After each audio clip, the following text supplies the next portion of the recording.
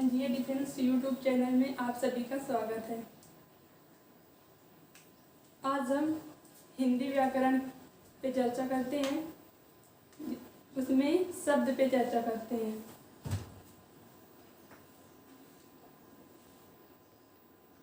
देखते हैं शब्द क्या होता है।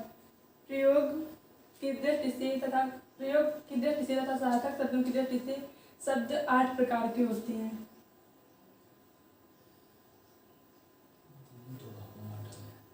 शब्द 8 प्रकार के होते हैं, वो 2 भागों में बांटे गए हैं, विकारी और अभिकारी।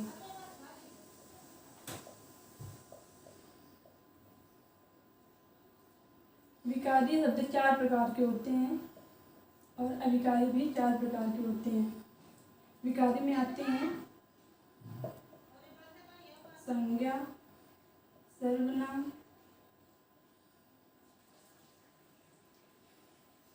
क्रिया,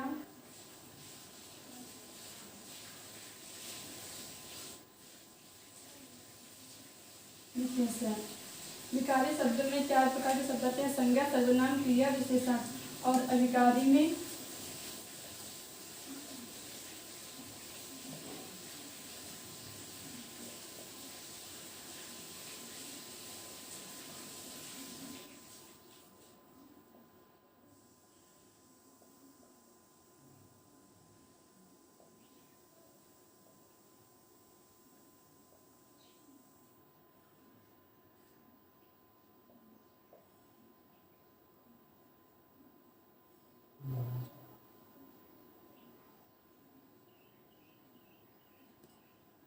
अभिकारी शब्द में 4 प्रकार के शब्द आते हैं, क्रिया, विशेषण, समुच्चय बोधक, अव्यय, संबंध बोधक अव्यय और विस्मयादि बोधक अव्यय।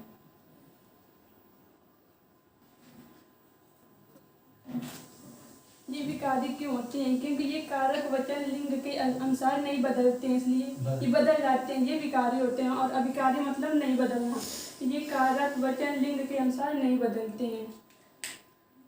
अब हम विकारी शब्दों की बात करते हैं। विकारी शब्द में सबसे पहले क्या आता है? संज्ञा।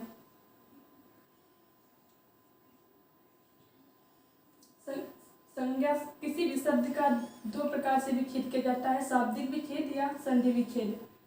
तो हम शाब्दिक विच्छेद देखते हैं, संधि विच्छेद आगे संधि में देखते हैं। इसका शाब्दिक विच्छेद होता है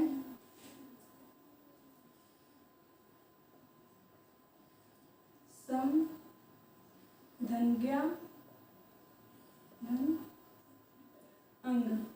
सम क्या होता है? ये उपसर्ग है और ये मूल शब्द और ये प्रत्यय। सम का अर्थ होता है सम्यक रूप से,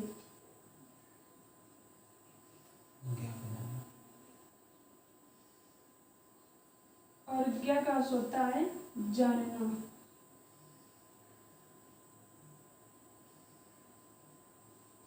मतलब सम्यक रूप से अर्थात भली भांति रूप से जानना।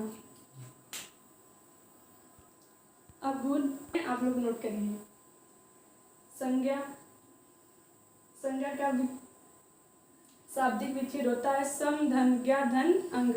सम होता है उपसर्ग, ज्ञा है मूल धातु, और लास्ट में अंग है प्रत्यय।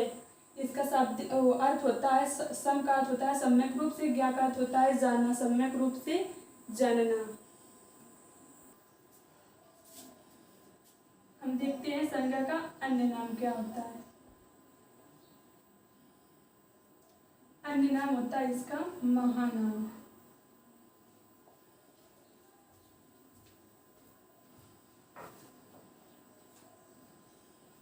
संज्ञा का अन्य नाम होता है महानाम। एक शब्द होता है संज्ञा और एक शब्द होता है संज्ञी। संज्ञा क्या होता है? संज्ञा वह प्रत्येक पदार्थ होता है जिसका नाम होता है।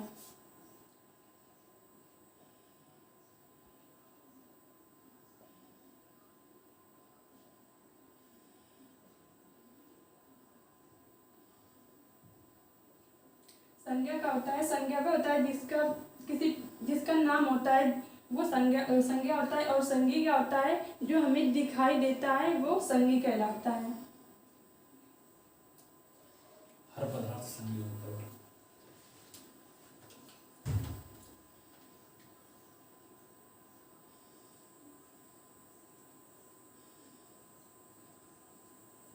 हर पदार्थ ब्रैकेट में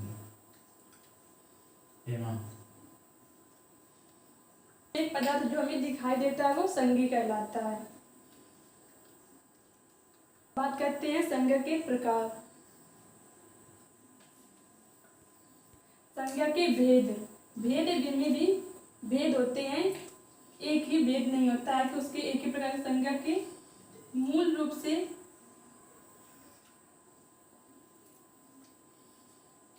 से दो भेद होते हैं।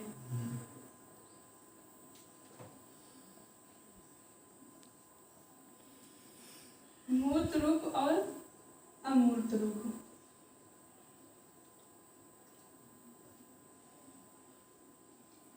मूर्त रूप का मतलब होता है जो हमें अपनी आंखों से दिखाई दे, और अमूर्त रूप का मतलब होता है जो दिखाई ना दे। अगर हम किसी को बुलाते हैं तो वो हमें दिखाई देता है, लेकिन जो हमारे अंदर गुण दोष होते हैं वो दिखाई नहीं देते, सिर्फ एहसास किए जा सकते हैं, इसलिए इसके अंतर्गत भाववाचक आता है।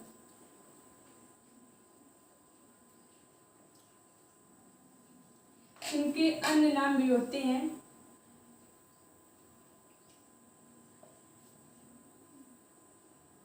दृश्यवाचक,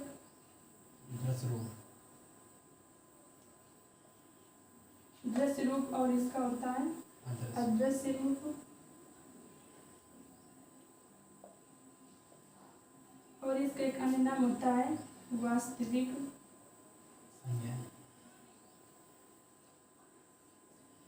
संज्ञा है, और इसका होता है अवास्तविक संज्ञा।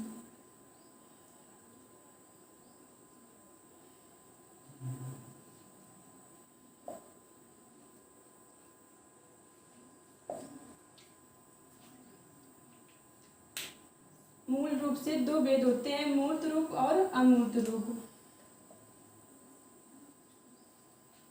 मूर्त रूप को ही दृश्य रूप वास्तविक संज्ञाएं भी कहते हैं, और अमूर्त रूप में भाववाचक अदृश्य रूप वास्तविक संज्ञाएं आती हैं। अब मूर्त रूप के चार भेद होते हैं, इसके अंतर्गत चार संज्ञाएं आती हैं। व्यक्तिवाचक, जातिवाचक,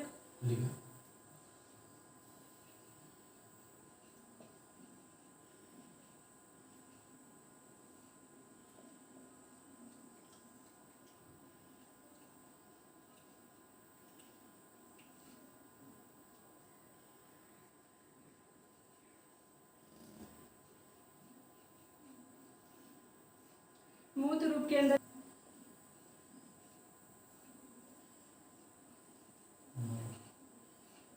मूर्त रूप के अंतर्गत चार संज्ञाएं आती हैं, व्यक्तिवाचक, जातिवाचक, समूहवाचक और भाववाचक। और अमूर्त रूप के अंतर्गत ये भाववाचक आती है। अब ये वाचक हर उसमें वाचक है, तो ये वाचक का अर्थ क्या होता है?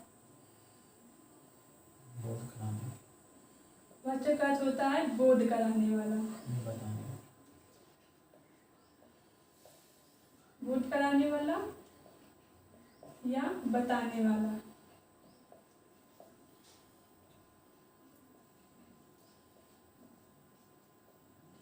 मतलब किसी व्यक्ति को बताने वाला, किसी की जाति को या समूह को, पदार्थ को, मतलब वाचक का अर्थ होता है बोध कराने वाला या बताने वाला। अगर हम बात करते हैं तो संज्ञा के कुल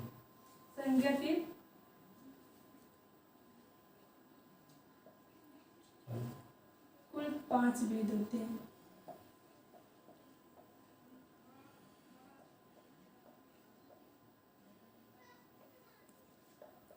जो कि अंग्रेजी के आधार पर होते हैं।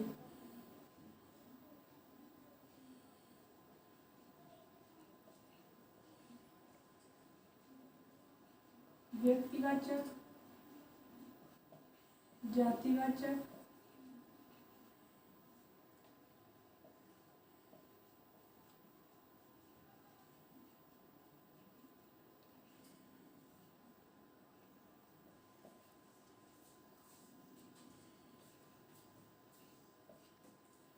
संज्ञा के कुल 5 भेद होते हैं जो कि अंग्रेजी ग्रामर के आधार पर होते हैं। व्यक्तिवाचक, जातिवाचक, समूहवाचक, भाववाचक और पदार्थवाचक। हिंदी के जो विशेषज्ञ हैं पंडित कामता प्रसाद गुरु के अनुसार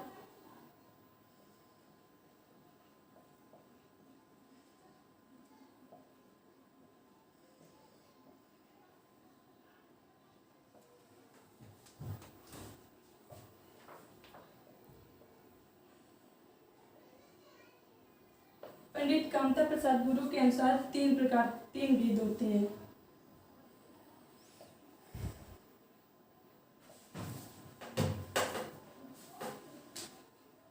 व्यक्तिवाचक,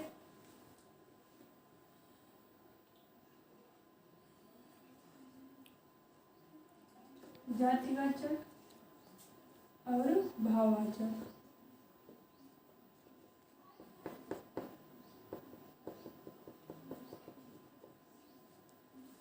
जो समूहवाचक और पदार्थवाचक होते हैं वो जातिगत के ही अंतर्गत आते हैं।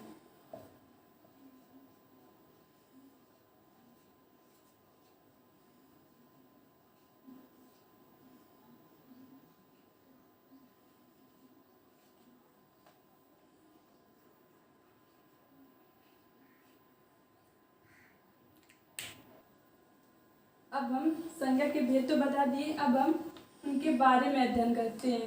पहली क्या थी? व्यक्तिवाचक संज्ञा और दूसरी जातिवाचक संज्ञा। इनमें हम तुलनात्मक अध्ययन करते हैं। व्यक्तिवाचक संज्ञा क्या होती है? व्यक्तिवाचक संज्ञा वो होती हैं जैसे कोई विशेष वस्तु, विशेष व्यक्ति, विशेष स्थान, जैसे पर्वत, किसी विशेष चीज का नाम होता है, वो व्यक्तिवाचक संज्ञाओं के अंतर्गत आते हैं। और जातिवाचक संज्ञा क्या होती है? जैसे कि कह दिया जाए कि लड़का, तो लड़के का मतलब है कि पूरी उसकी जाति का बोध करा रहा है। जैसे कि भैंस, तो भैंस पूरी जाति की बोध होती है, क्योंकि अलग अलग क्वालिटी वाचक क्या होती हैं? दृश्य होती हैं, हमें दिखाई देती है। जैसे कि हम किसी इस स्थान को कहें तो उसे हम देख सकते हैं। और सदैव एक वचन होता है, जैसे मोहन, तो मोहन एक वचन है, इसका बहुवचन हम नहीं बना सकते, ये सदैव एक वचन होते हैं। और जातिवाचक हमेशा बहुवचन होते हैं। इनमें भी शामिल होते हैं जिनके बहुवचन बनाए जा सकते हैं। जैसे कि पुस्तक, इसका हम बहुवचन बना सकते हैं, पुस्तकें। जैसे इसमें आता है मोहन, राम, सोमन, ये नाम है, ये हमें दिखाई देते हैं। लेकिन अगर इसी में मानव या व्यक्ति कह दिया जाए तो ये जातिवाचक के अंतर्गत आ जाएंगे, क्योंकि मानव व्यक्ति की पूरी जाति का बोध करा रहा है। और ये केवल विशेष व्यक्ति के लिए मोहन किसी का नाम होगा, इसलिए बुला रहे हैं। जैसे कि ये पुस्तक के नाम है रामायण, महाभारत, और ये पुस्तक है। लेकिन अगर पुस्तक कही जाए तो ये जातिवाचक के अंतर्गत आ जाएगी, क्योंकि ये पूरी पुस्तक का बोध करा रहे हैं।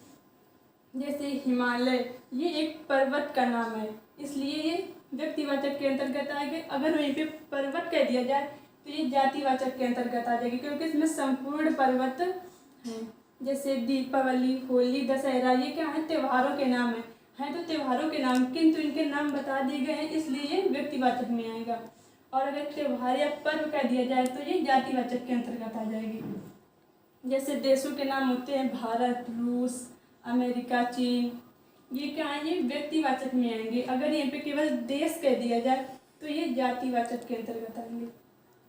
जैसे मिठाई में है गुलाब जामुन, बर्फी, पेड़ा, कुछ भी कह दिया जाए तो ये व्यक्तिवाचक के अंतर्गत आएंगे, क्योंकि मिठाई में भी उनके कई प्रकार होते हैं, इसलिए ये व्यक्तिवाचक के अंतर्गत आएंगे।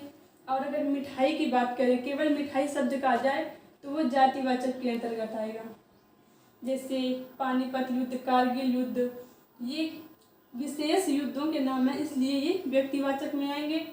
और युद्ध केवल कह दिया जाए तो ये जातिवाचक के अंतर्गत आएंगे। इतना हो गया। अब इसके आगे का शेष भाग अगली वीडियो में देखेंगे।